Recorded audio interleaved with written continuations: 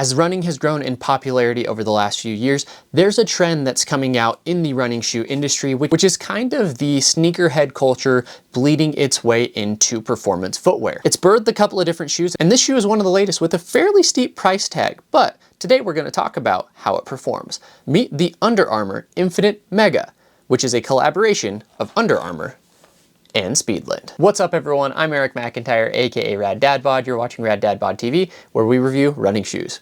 Now today we're going to be breaking down the Infinite Mega, which is the Underarmour and Speedland collaboration. But if it's your first time watching one of my videos, you may notice some timestamps below in the description. Feel free to jump around to various parts of the review, but if you get a sec, please come back and watch the full thing, as I put a lot of time and effort into these videos.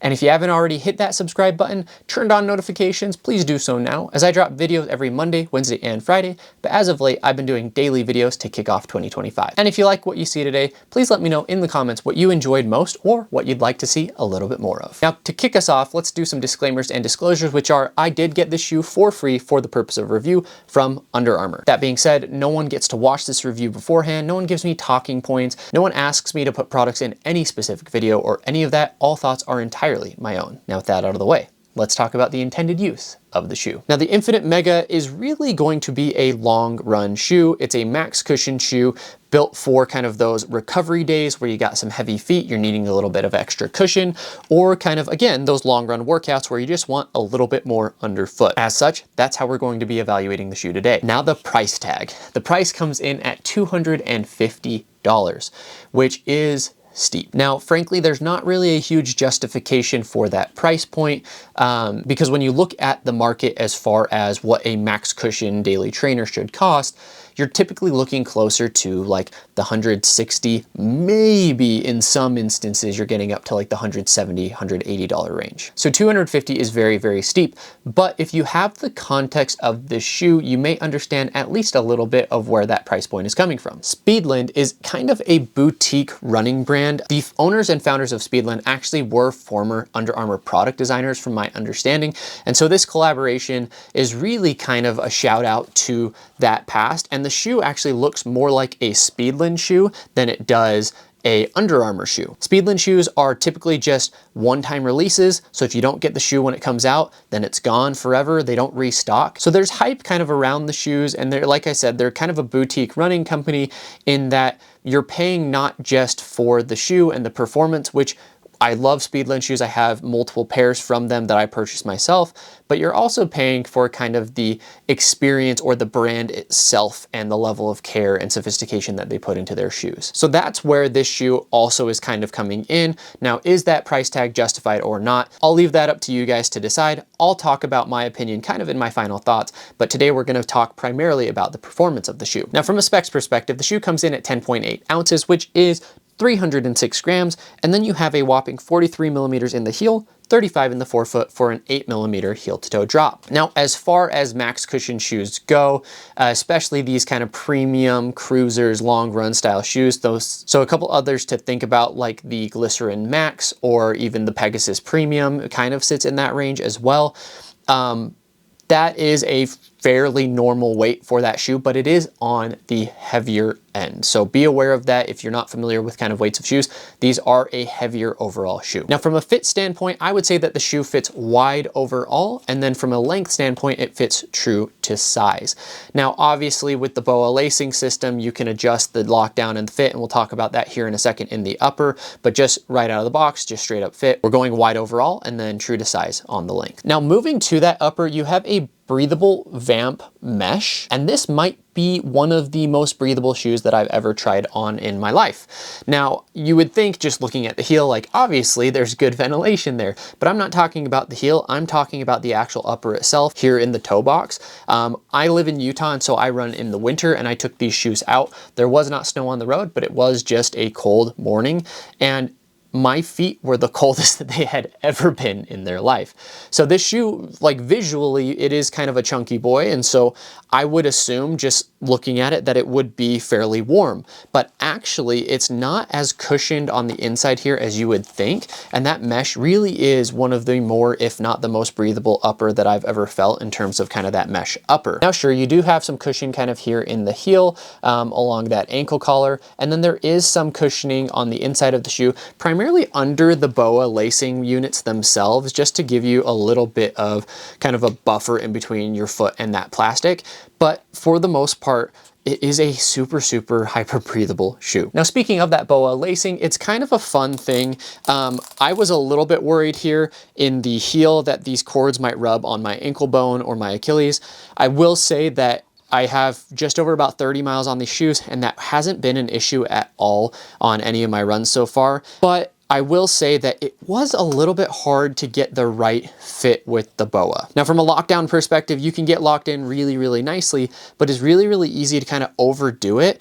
And what I would recommend is that you kind of get your heel locked in where you like it before you then move to the forefoot. What I found is if you can get the heel right, then you don't need to really cinch down the forefoot quite as much as you would think.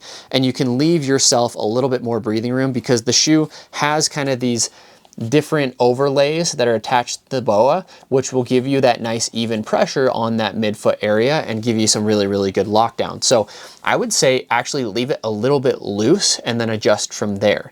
Now, one of the advantages obviously with Speedland and this BOA lacing system, a lot of Speedland shoes are used more in the ultra scene. And so where your feet are going to swell up a lot and you want some quick adjustments or quick shoe changes, the BOA lacing system allows for that in the moment, like really, really quick transition without having to like tie, untie, adjust different lacing areas and things like that on the shoe. And so that's why the BOA has been really, really useful for the Speedland brand. In this instance, I'm not going to say it's like better or worse than other shoes necessarily. I think it works, but it can be a little difficult to get the lockdown that you're necessarily looking for. Now, moving to the midsole, you have a kind of unique setup here. So again, with the Speedland setup, you actually have a drop-in midsole. So this right here is the drop-in midsole. This is a super critical foam from Underarmour. I'm not exactly sure the compound. And then you have the Hover Plus carrier unit.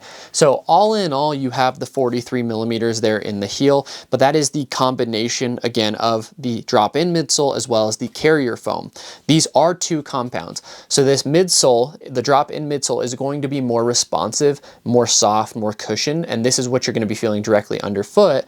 And then this outer layer is going to be that Hover Plus, which I believe is a TPE based beaded foam. Now, this is my first overall experience with kind of Hover Plus as well as Underarmour foams, and I will say that I was very, very pleasantly surprised at how bouncy and responsive this shoe felt. Now, this is not a nimble shoe by any means. It's not supposed to be. So if you're moving at really, really easy paces, it may feel a little bit clunky, but no more clunky than a normal max cushion shoe would feel.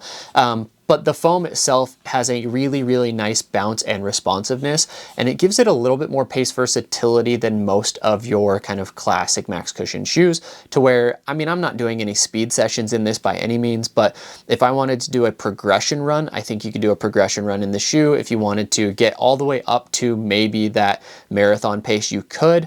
I do think the weight of the shoe would weigh you down over time, but at least for, you know, I've worn this up to about 10 miles, I did not feel any like discomfort or weighing down in the shoe. In fact, the shoe felt really, really smooth, really, really bouncy, really, really comfortable.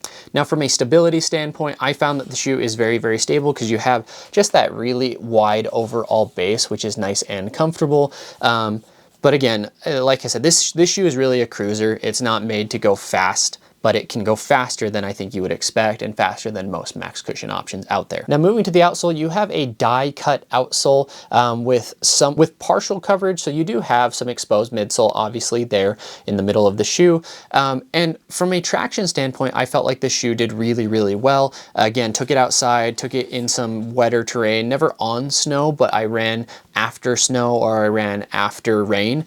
And the shoe really, really gripped the ground really well. I was not slipping or sliding around at all. Now, kind of surprising, I do have some pretty decent wear there in the heel, kind of that lateral heel. And just gonna look at the other shoe really quick and see, yeah, so we're getting a decent amount of wear there, but nowhere else on the outsole am I really seeing some major wear and tear. And so it is a thicker overall outsole, and so I don't expect that to be an issue with the shoe. I still think you're gonna be able to get, you know, a solid couple 100 miles in the shoe and feel like they're brand new and not have to worry about the outsole having kind of really disappeared on you or anything like that. Now, as far as who's this shoe for, this shoe is really kind of one of those, like I said, it's like sneaker culture, running shoe connoisseur, running shoe reviewer, right? This is a hype shoe.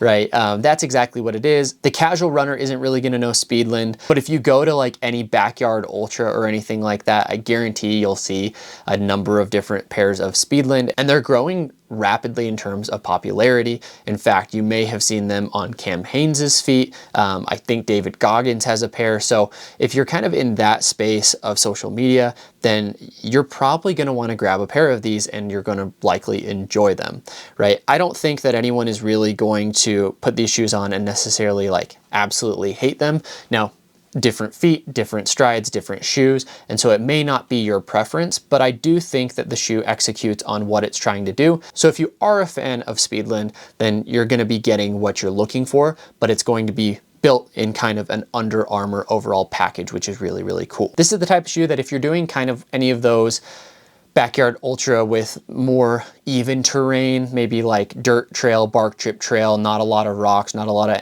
undulating stuff, then these could do really well in that environment. And if you're thinking in line with kind of a big race like that, where you need something that's really durable, going to handle a ton of miles, then $250 is well worth the price for that kind of use case, right? That's why I bought a couple of pairs of Speedland shoes for things like backyard ultras or those longer extended efforts out there on the trails.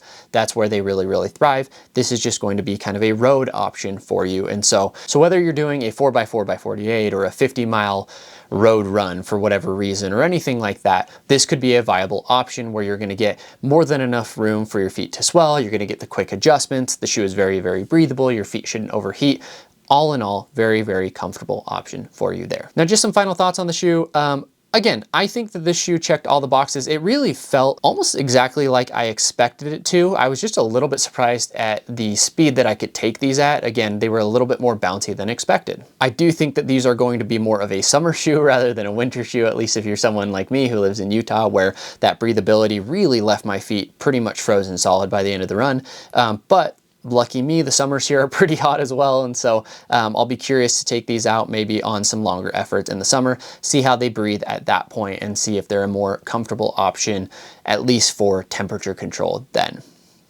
But all in all, I really enjoyed the shoe. I'm a fan of Speedland, and it was really cool to get my first experience with that Hover Plus foam. And I'm excited to see how that also translates to, you know, the Infinite Elite and Infinite Pro, which I have here on the shelf and are some of the next shoes that I'm going to be putting miles in for review. Now, if you've stuck around this far, I sure appreciate you. Please leave a comment. Let me know what you enjoyed so far throughout this review. And if you haven't already, hit the like button, hit the subscribe button, and turn on notifications as well. But just to wrap us up, I'll leave you with a question, which is, what's your opinion on BOA lacing? Do you think it works for running, or is it a little bit of a gimmick? Let me know in the comments below.